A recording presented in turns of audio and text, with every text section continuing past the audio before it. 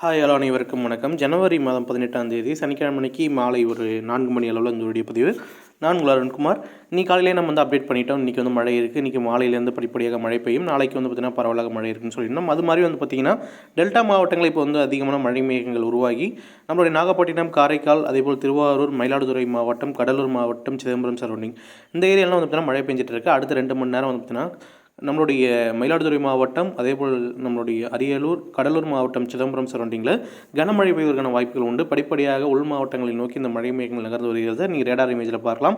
அது மட்டும் இல்லாமல் அதிகமான மழை மேகங்கள் காணப்பட்டு வருகிறது. நீண்ட மழை மேகங்கள் நம்மளுடைய மயிலாடுதுறை மாவட்டம், அதேபோல் கடலூர், அரியலூர் மாவட்டங்களை நோக்கி நகர இருக்கிறதுனால அடுத்த வரக்கூடிய நேரம் சிறப்பாக இருக்க போகிறது. இன்று இரவு தென் மாவட்டங்கள், டெல்டா மாவட்டங்களில் பல்வேறு இடங்களில் கனமழை பெய்ய போகிறது.